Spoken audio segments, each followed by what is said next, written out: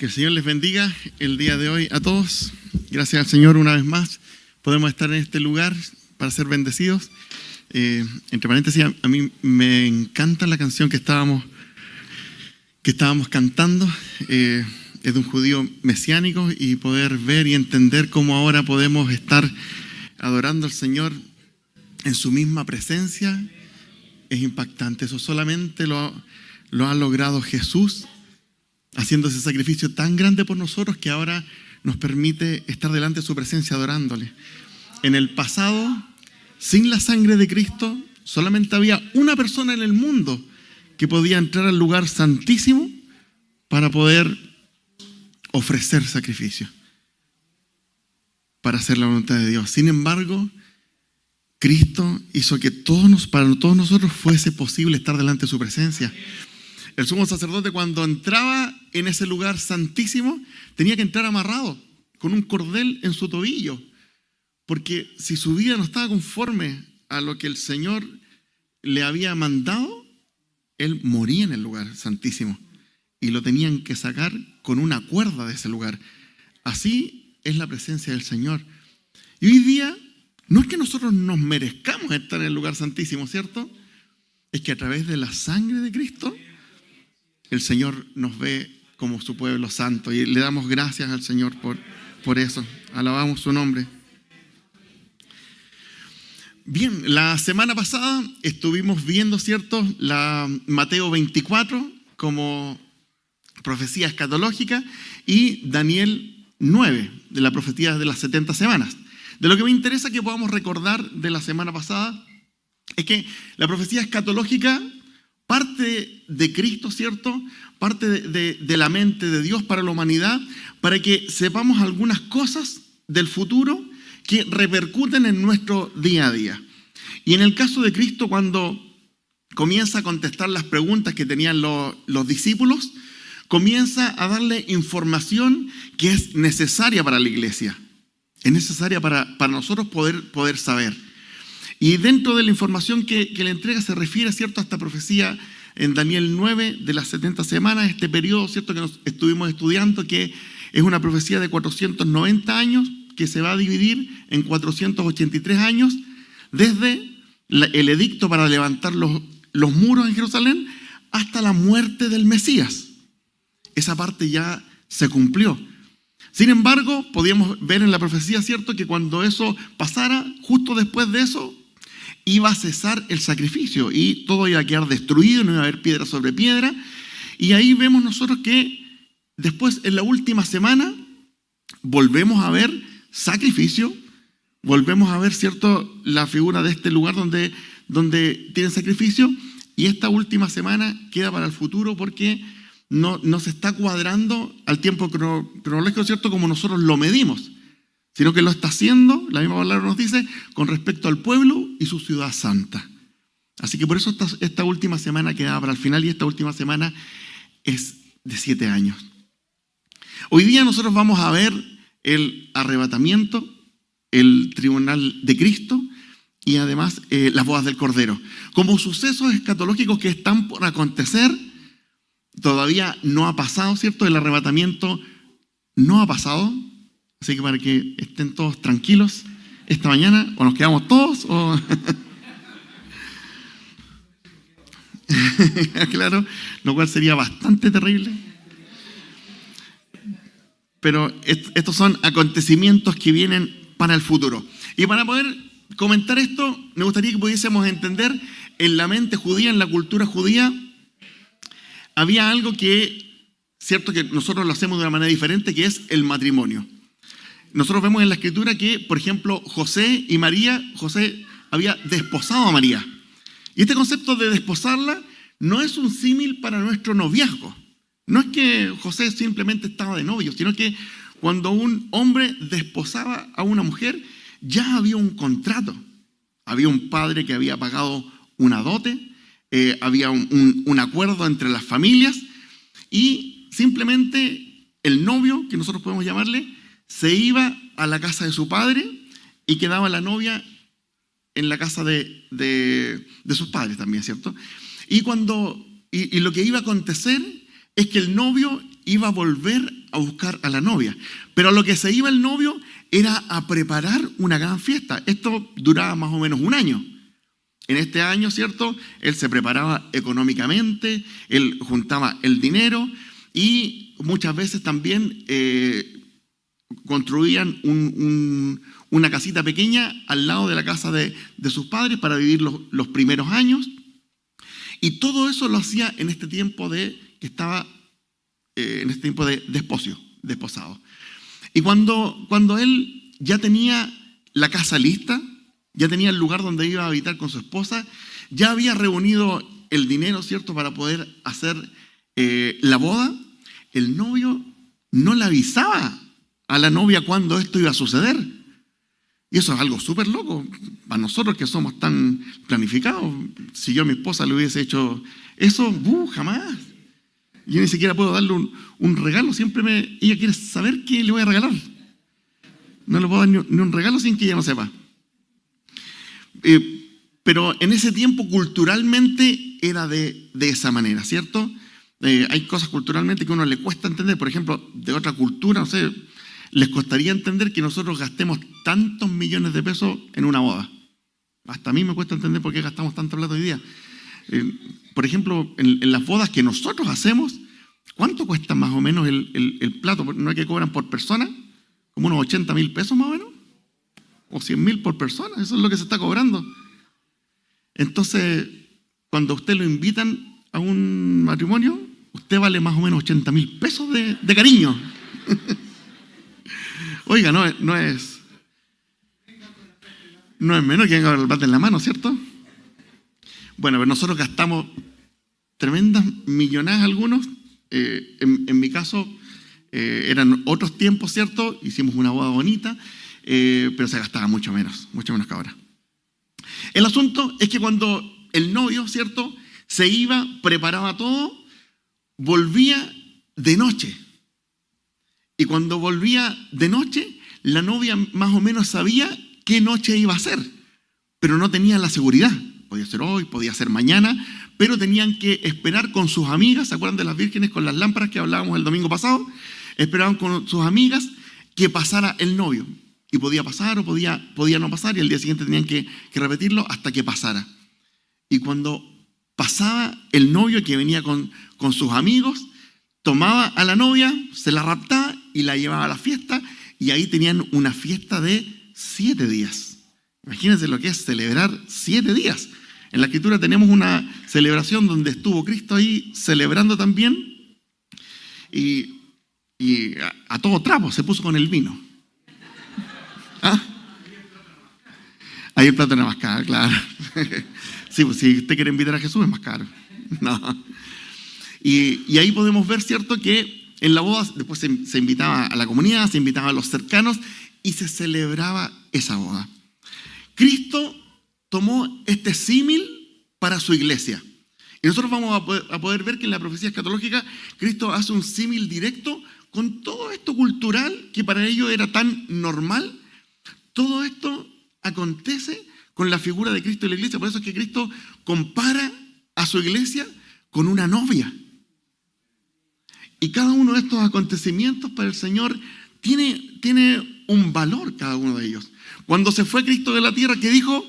Voy a preparar morada. Voy a preparar morada. Yo sé que el Edu, por ejemplo, hace buenas casas.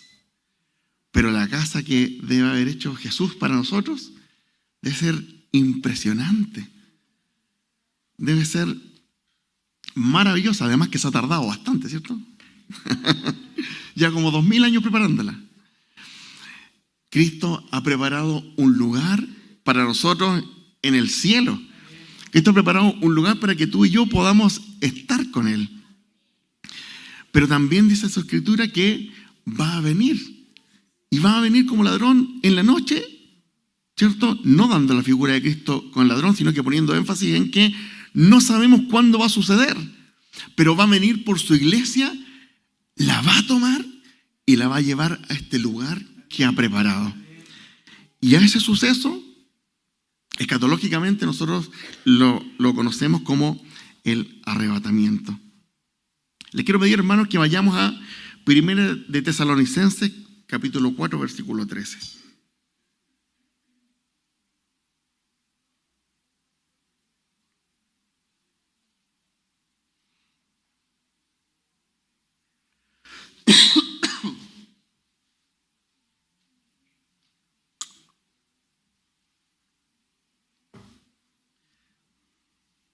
Dice, Primera de Tesalonicenses 4:13.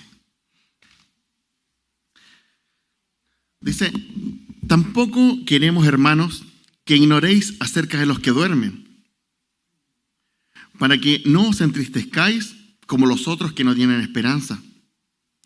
Porque si creemos que Jesús murió y resucitó, así también traerá Dios con Jesús a los que durmieron en él.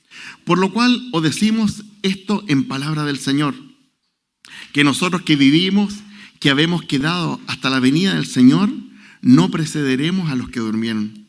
Porque el Señor mismo, con voz de mando, con voz de arcángel y con trompeta de Dios, descenderá del cielo, y los muertos en Cristo resucitarán primero. Luego nosotros los que vivimos, los que hayamos quedado, seremos arrebatados juntamente con ellos en las nubes para recibir al Señor en el aire. Y así estaremos siempre con el Señor. Por tanto, alentaos los unos a los otros con estas palabras. Estas palabras no son para tener miedo de que el Señor va a venir. La palabra nos enseña que son para alentarnos los unos a los otros. Es una esperanza maravillosa que tenemos de que aquel que murió por nosotros viene a buscar a su iglesia. Y esto nosotros vamos a ver más adelante, ¿cierto? Algunas diferencias con la segunda venida. Por eso es que le llamamos a este evento el arrebatamiento, porque nos encontraremos con Jesucristo acá en la tierra o en las nubes. Nos encontraremos con Cristo, dice, en las nubes. Es un suceso diferente. Este suceso será en un parpadeo. Será de un momento a otro. Mientras que cuando Jesucristo retorne por segunda vez, todo ojo le verá. Es diferente. Y Él vendrá, ¿cierto?, sobre el jinete blanco, como leeremos en Apocalipsis 19 la próxima semana. Pero este suceso tan espectacular que nosotros vemos aquí es porque el Señor no quiere que nosotros ignoremos estas palabras. Primero, quiere que la iglesia conozca esta verdad y esta realidad del Señor, que el Señor vendrá por nosotros. Y a veces pareciera que a esta altura se ha demorado, pero el Señor tiene un tiempo perfecto para la humanidad. Y si lo ha demorado es porque el Señor tiene misericordia de la humanidad. Dice esta palabra, los muertos en Cristo resucitarán primero. La verdad es que cuando nosotros morimos en esta tierra, ¿cierto?, no es que aparezcamos inmediatamente en el cielo. La palabra nos enseña que hay un estado, ¿cierto?, en que estamos durmiendo, pero en paz. Aquellos que están durmiendo para condenación no están durmiendo en paz. Los muertos en Cristo resucitarán primero. Yo no sé cómo va a ser eso. No sé si vamos a ver tumbas abrirse. Bueno, seguramente todo va a ser tan rápido. Pero la verdad es que los que ya han muerto en Cristo, en un abrir y cerrar de ojos, van a resucitar y se van a encontrar con el Señor en las nubes, quizás unos segundos antes que nosotros los que hayamos quedado. Pablo en ese tiempo se incluía en que los que hayamos quedado, ¿cierto? Ahora sabemos que Pablo irá primero. Sí, y esperemos que todos los que estamos aquí vayamos después. Los que vivimos seremos arrebatados con el Señor. Y el Señor vendrá y tomará a su iglesia. Y este es un evento inminente.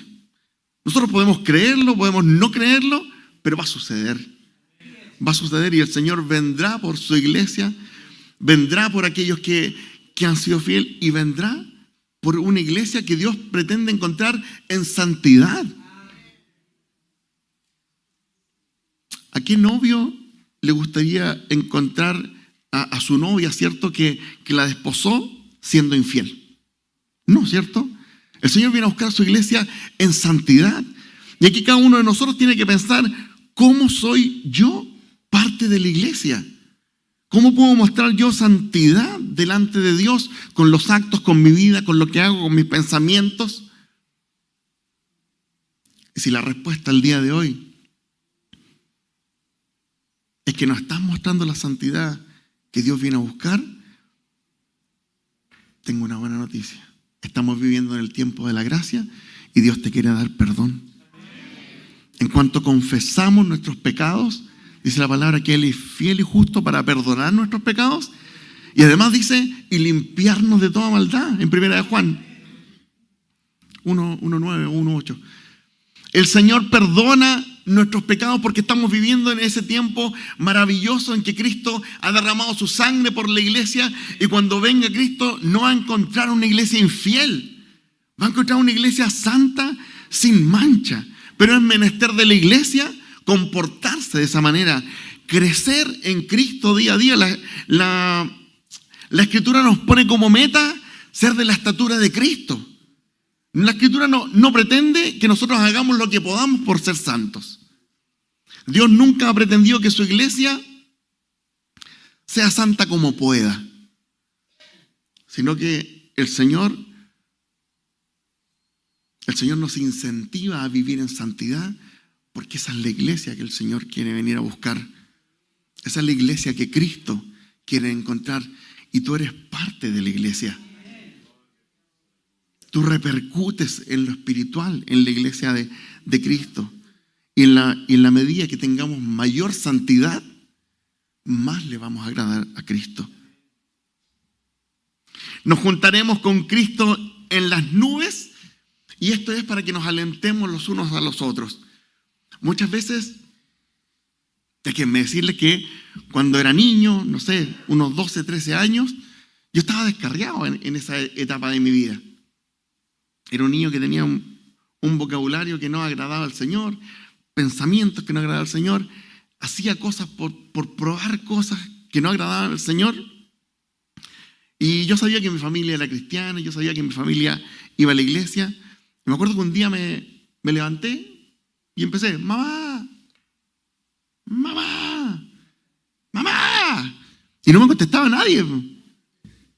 Y empecé a caminar por la casa.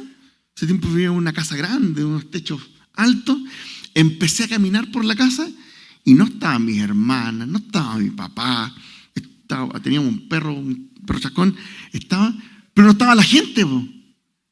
Y yo era grande esa casa, así que empecé a caminar hacia la cocina, que quedaba bien lejos. No había nadie, hasta el living que estaba al otro lado. Me empecé a meter en las piezas y de repente dije, ¡oh! Me quedé. ¡No! Me quedé y me empecé a angustiar. Me quedé. Yo toda la vida había escuchado, ¿cierto?, que el Señor iba a venir por su iglesia, y dije, no.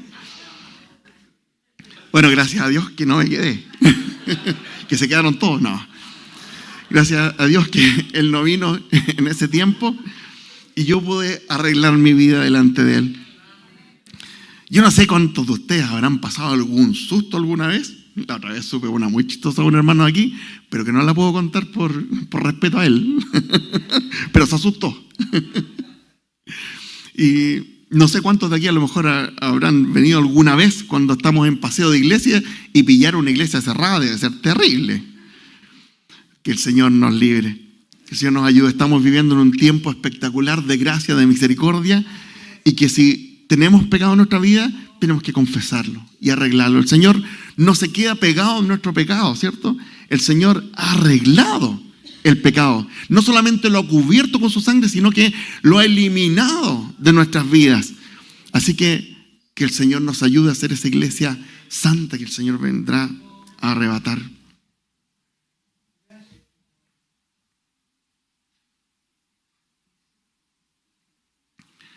La palabra nos indica que vamos a ser transformados en el Señor. Miren, en 1 Corintios 15:51,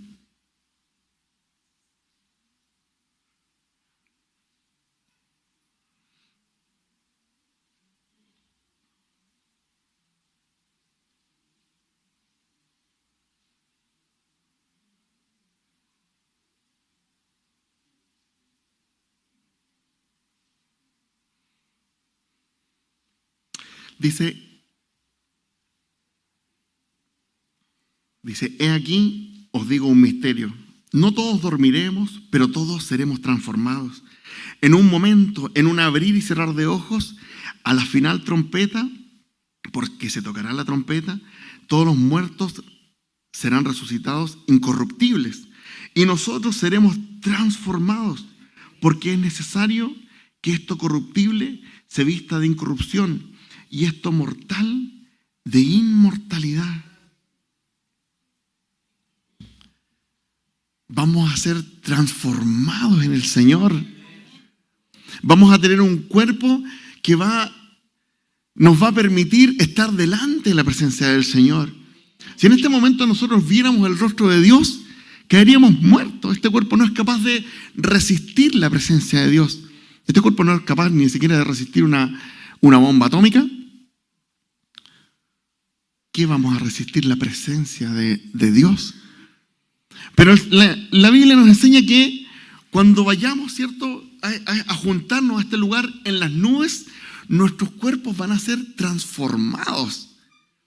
Y hay una esperanza gloriosa en eso.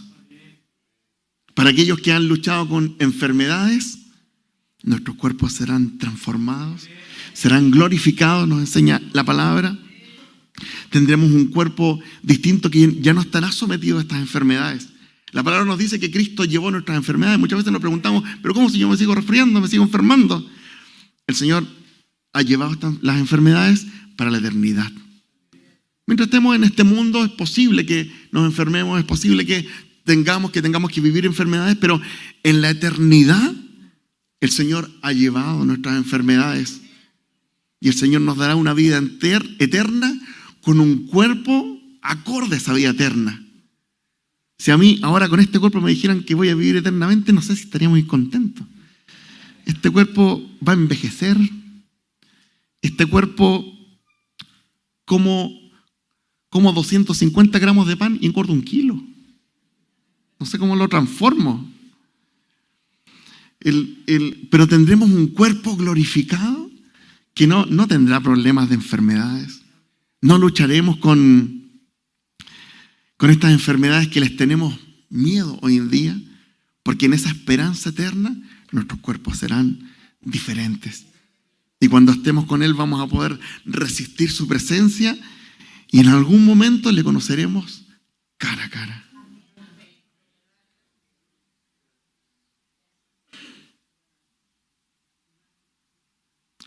En Juan 14:1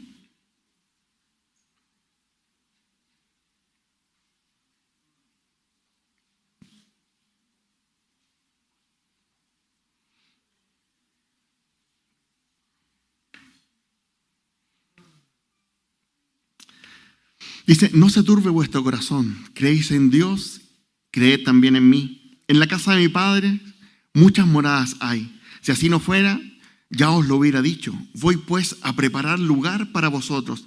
Y si me fuere, os prepararé el lugar. Vendré otra vez y os tomaré a mí mismo, para que donde yo estoy, vosotros también estéis. Yo os tomaré a mí mismo, ¿cierto?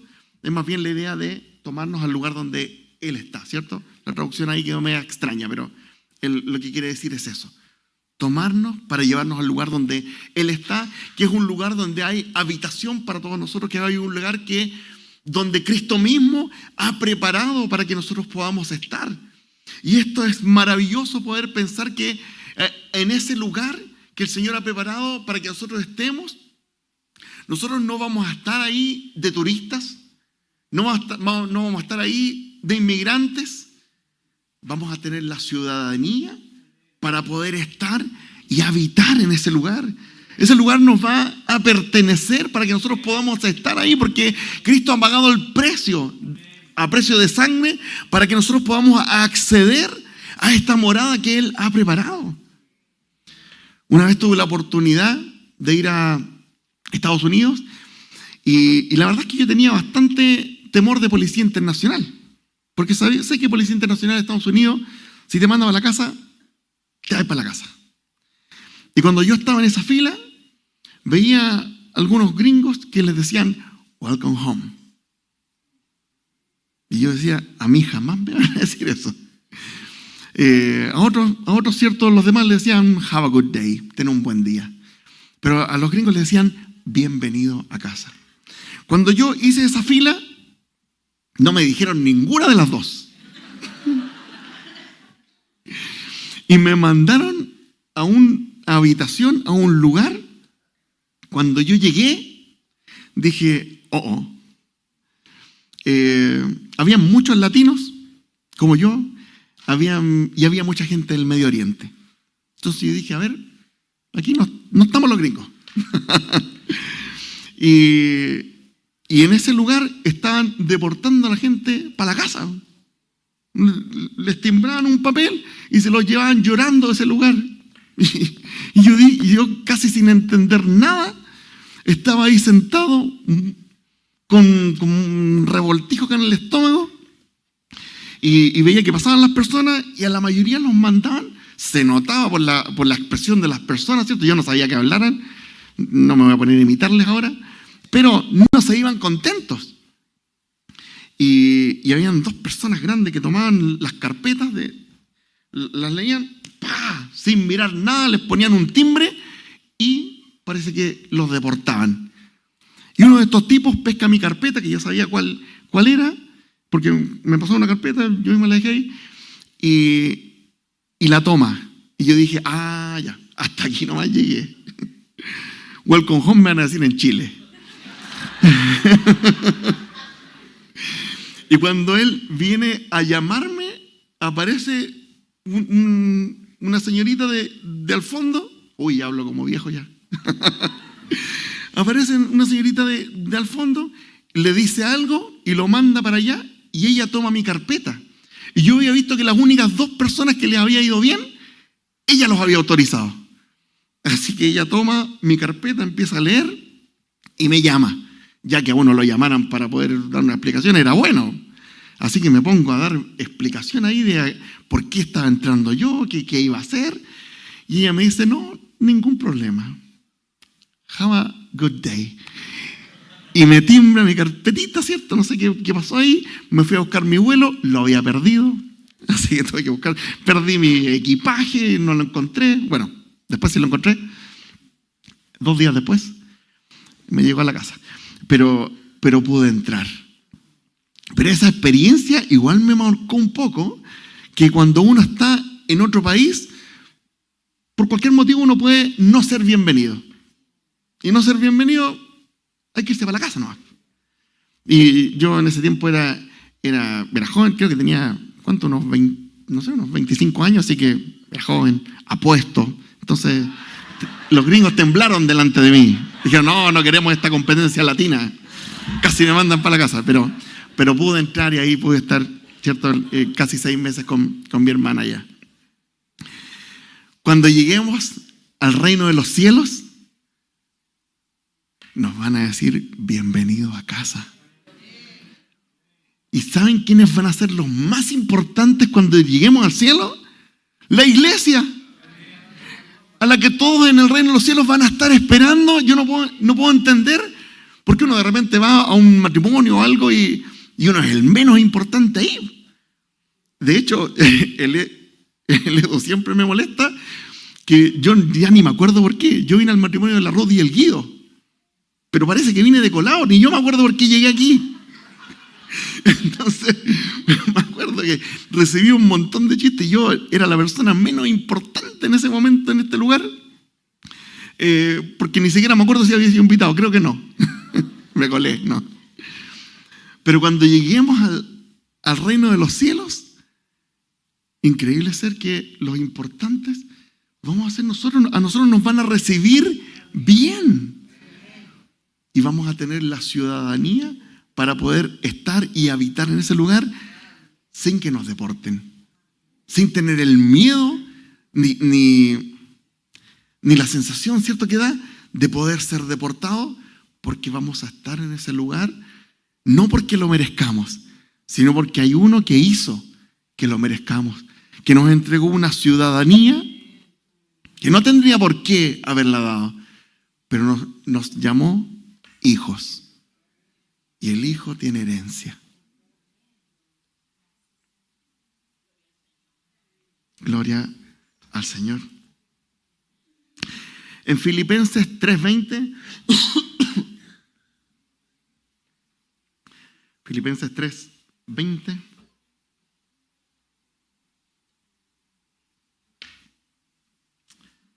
dice: mas nuestra ciudadanía está en los cielos, de donde también esperamos al Salvador, al Señor Jesucristo, el cual transformará el cuerpo de la humillación nuestra para que sea semejante al cuerpo de la gloria suya, por el poder con el cual puede también sujetar a sí mismo todas las cosas.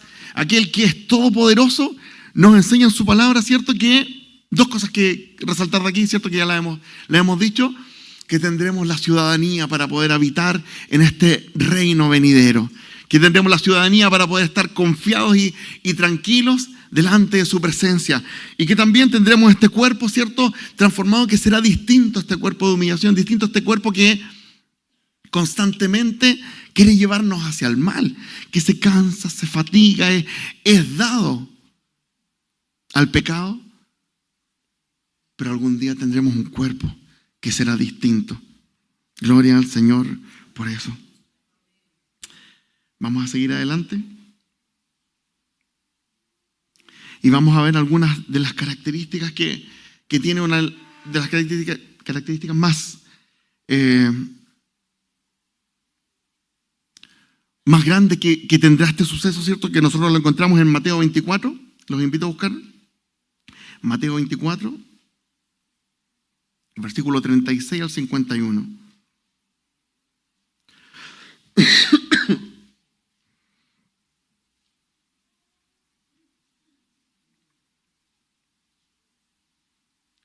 Pero el día y la hora nadie sabe, ni aun los ángeles de los cielos, sino solo mi Padre.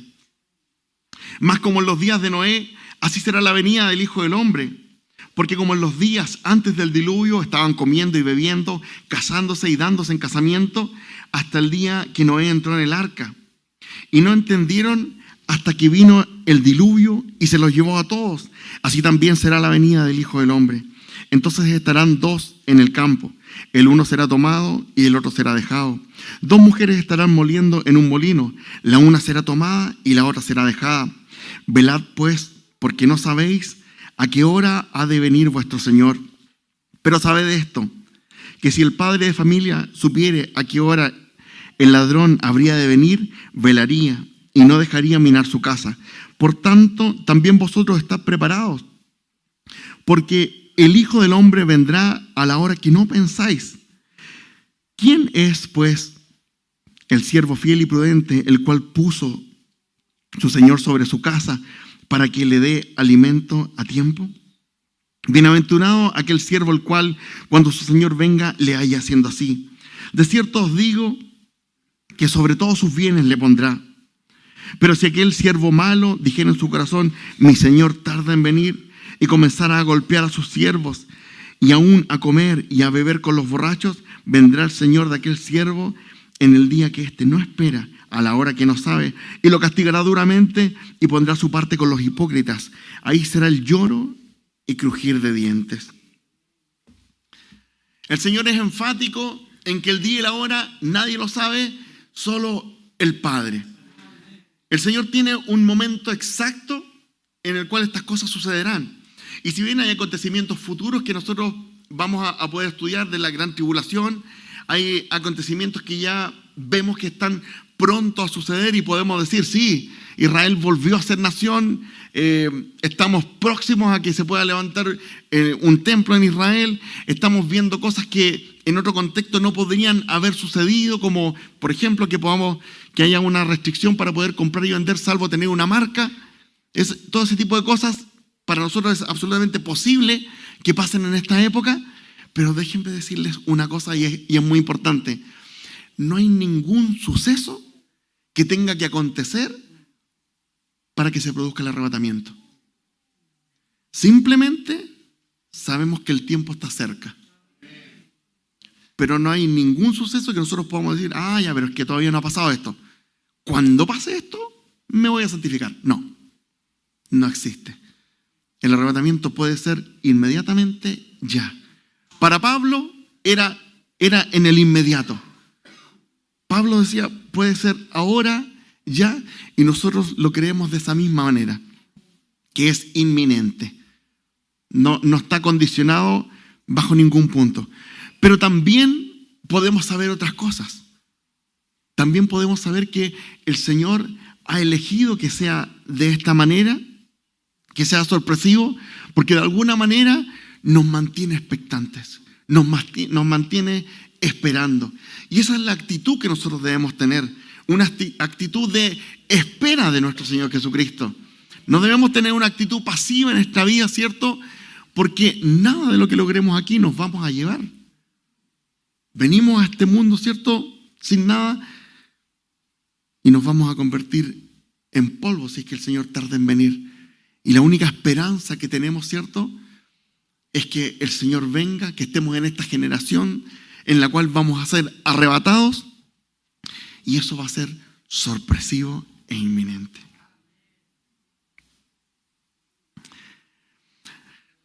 Respecto al arrebatamiento versus la segunda venida, si bien muchas veces se nos confunde en la Escritura estos términos, por ejemplo, este versículo en Mateo 24-27, porque como el relámpago que sale del oriente y se muestra hasta el occidente, así también será la venida del Hijo del Hombre.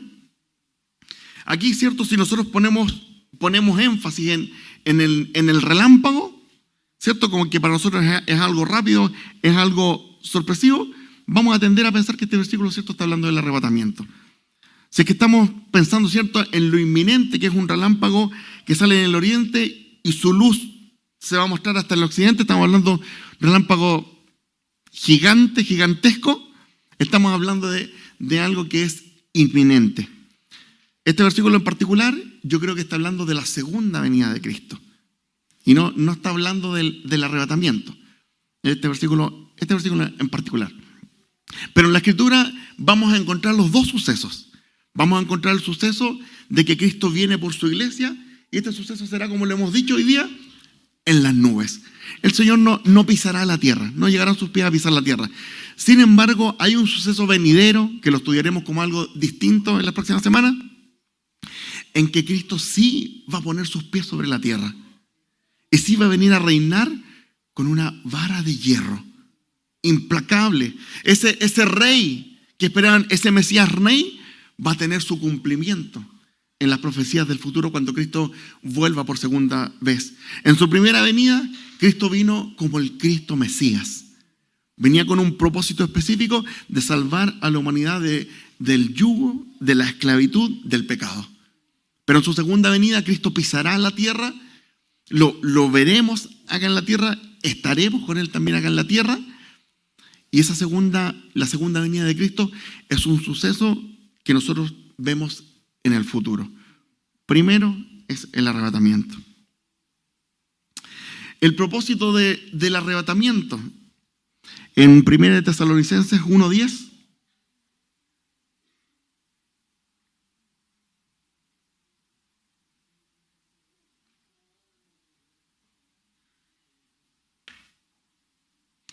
dice: y esperar de los cielos a su Hijo, el cual resucitó de los muertos, a Jesús, quien nos librará de la ira venidera. Nosotros estábamos viendo ahora, leíamos en Mateo 24, cómo lo compara con los días de Noé.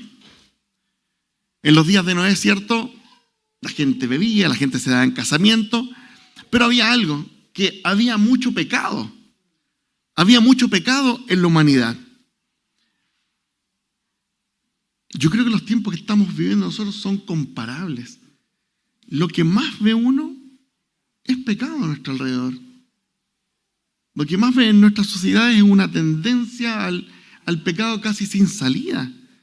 La gente ya ni siquiera intenta ser buena. Cada uno busca lo suyo, cada uno busca sus propósitos, sus deseos. El egoísmo está pero por sobre todo.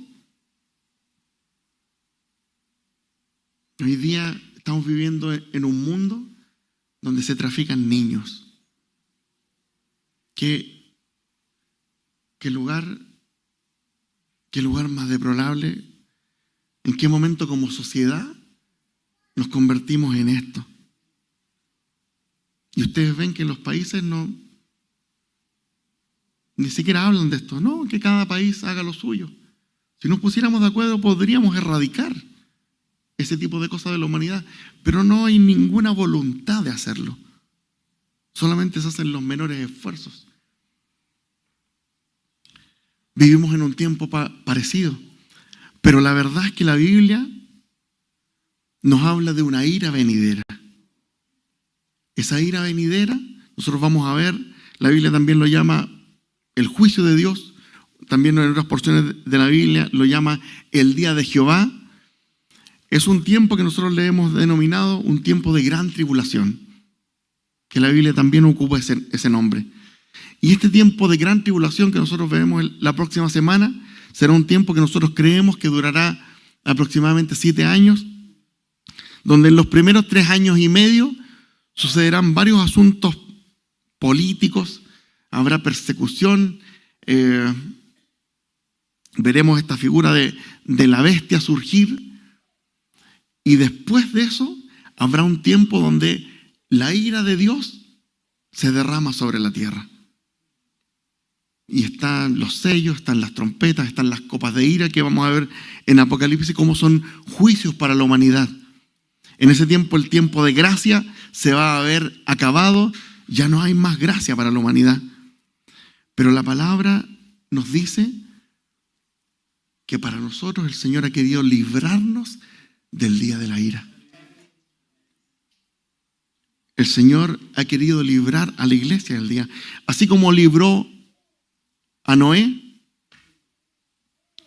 así como lo hizo entrar con su familia en el arca y pasó por encima de todo esto, así como Abraham oraba por Lot, oraba por su familia para que para que no hubiera juicio sobre Sodoma y Gomorra. Sin embargo, Dios oyó el corazón de la petición de Abraham, y a pesar de que Abraham no sabía cómo pedirlo, Dios decidió sacar a Lot y a su familia de Sodoma y Gomorra por amor a Abraham. Después vemos que no fue por amor a Lot, fue por amor a Abraham, por amor a la santidad de Abraham, no la de Lot. Pero sí vemos que en el carácter de Dios está librar a los suyos, está librar a nosotros como su iglesia.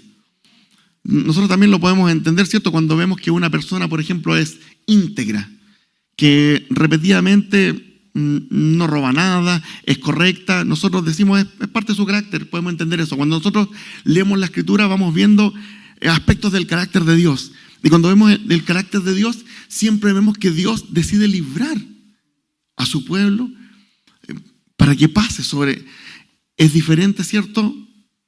Es diferente cuando suceden cosas humanas y el pueblo de Dios es afectado. Es diferente, pero de la ira de Dios, de esta ira venidera, Dios va a salvar a su pueblo. Y aquí nosotros podemos ver que el propósito de este arrebatamiento, ¿cierto?, es que nosotros estemos juntamente con el Señor, pero también es salvarnos de lo que ha de venir para la humanidad, que no es nada bueno. Me voy a apurar un poquito. Y cuando nosotros seamos arrebatados, hay 2 sucesos que van a suceder en el reino de los cielos. El primero es que nosotros nos vamos a tener que enfrentar con algo que la Biblia llama el tribunal de Cristo. Y cuando nosotros lleguemos arriba, vamos a comparecer frente a un tribunal. En 2 Corintios 5:10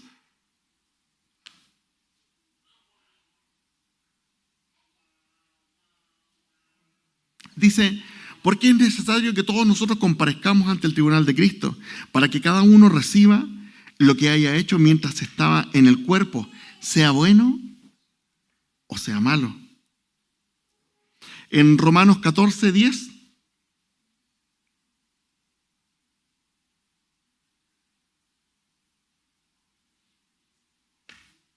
dice: pero tú, ¿por qué juzgas a tu hermano?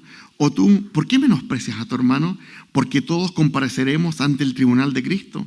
Porque escrito está: vivo yo, dice el Señor, que ante mí se doblará toda rodilla y toda lengua confesará a Dios, de manera que cada uno de nosotros dará a Dios cuenta de sí.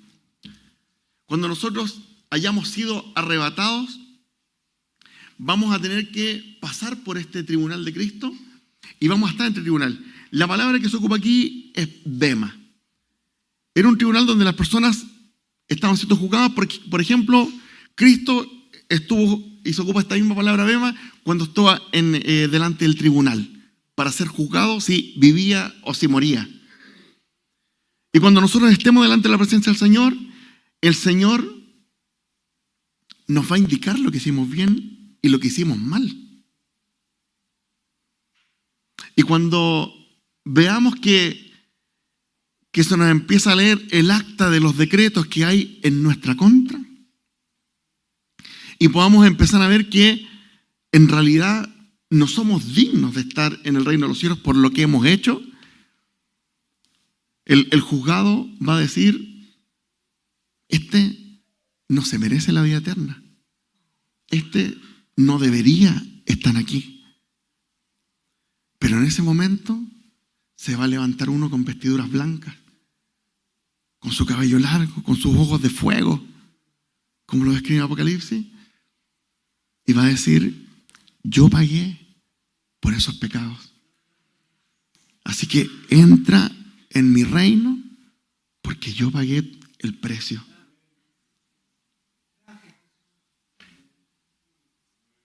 Amén.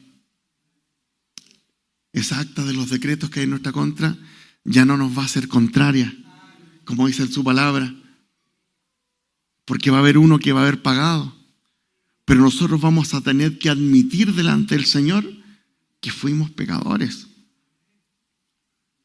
Y vamos a tener que admitir ahí arriba que si somos santos es porque hemos sido lavados con su sangre. Y el Señor nos va a decir: bienvenido a casa. Eso es lo que nos va a hacer heredero de esa gloria eterna. Que aquí hemos conocido de su gloria, hemos conocido de su poder, pero algún día el Señor nos va a juzgar. Pero ese juicio, gracias a nuestro Señor Jesucristo, lo tenemos ganado. Y en Apocalipsis 19, 1, 10.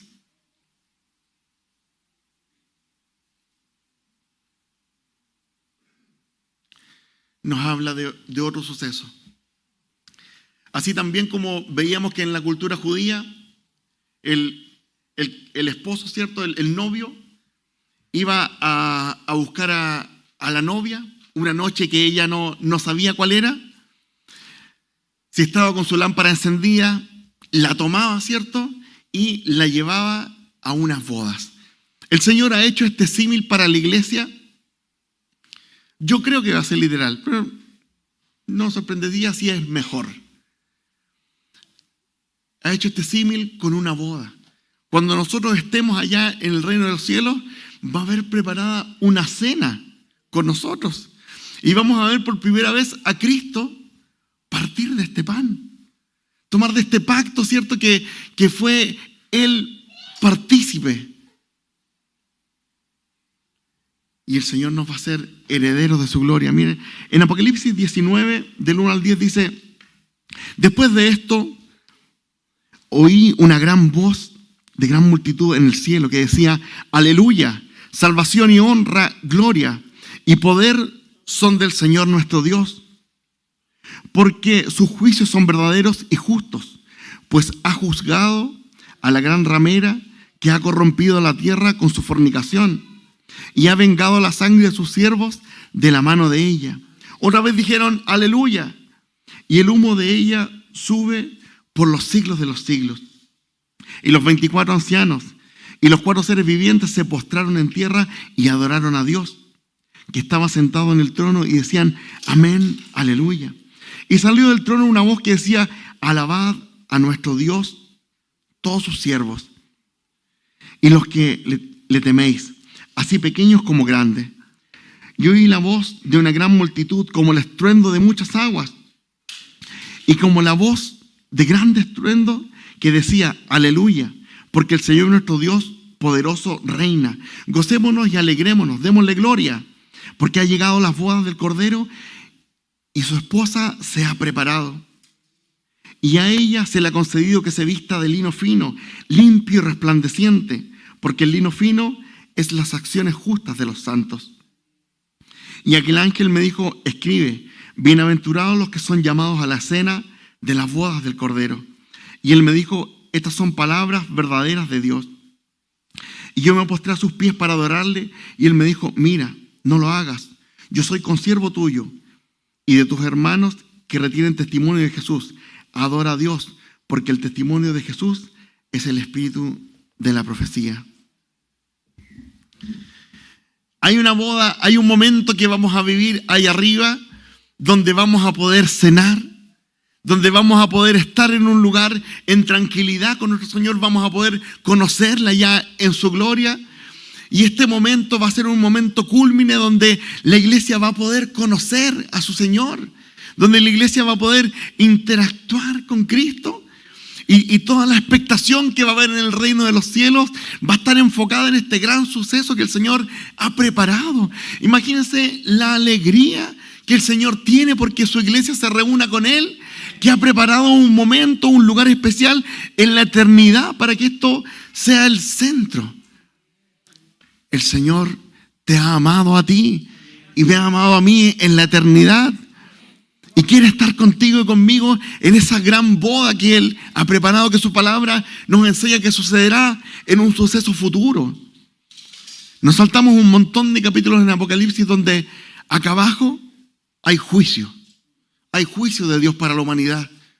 Pero los que hayamos sido arrebatados con Cristo, aquellos que murieron en la esperanza de nuestro Señor Jesucristo, que resucitaron para juntarse con Él, estarán en estas bodas. Y podrán disfrutar de la presencia del Señor en este lugar. Cuán glorioso va a ser que todos los seres celestiales se van a postrar a adorar el nombre del Señor.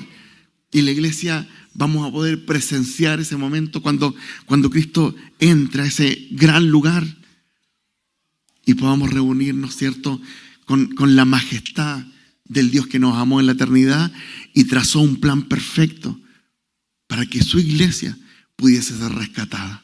Yo les quiero pedir que nos pongamos de pie y que podamos darle gloria al Señor, que podamos bendecir su nombre en esta hora. Que los sucesos futuros no son para amedrentar nuestras vidas, sino que son para la esperanza del pueblo de Dios, para el gozo del pueblo de Dios. Dios, te doy gracias porque en esta hora podemos orar con la libertad que tú nos das. Una libertad de una esperanza futura, Señor, en que podremos estar sentados en esta gran mesa, Señor, sabiendo que todo está bien, Señor, que tú tienes el orden, Señor, y el control de todo lo que está sucediendo. Gracias, Dios, porque en esa esperanza, Señor, tú nos has amado, Señor. Y si has preparado ese banquete en la eternidad, Señor, para tu iglesia, es porque lo has hecho con amor, Señor. Gracias te damos, Padre, por este día, Señor, porque tenemos un día más de gracia, Señor, para bendecir tu nombre, para poder conocerte, Dios mío, para poder bendecir tu nombre, Padre. Ayúdanos, Dios, a conocer lo que tu palabra nos enseña de ti, Señor, para que cuando estemos delante de tu presencia podamos valorar, Señor Dios, al que tenemos delante de nosotros, Señor. Conozcamos a quien está delante de nosotros, Señor, y lo que ha hecho por nosotros. Te damos gracias por la iglesia, Señor, porque tú has bendecido tu iglesia, Señor Dios, y te pedimos, Dios, que tú nos ayudes a guardarnos en santidad, Dios mío, a poder ser esta iglesia hermosa, Señor Dios, gloriosa, que tú vienes a buscar, Señor, que se vestirá de lino fino y resplandeciente, Señor. Gracias, Dios, Padre, porque en esta hora podemos bendecir tu nombre y podemos alabarte y darte gracias por lo que ha de venir. En el nombre de Jesús. Amén.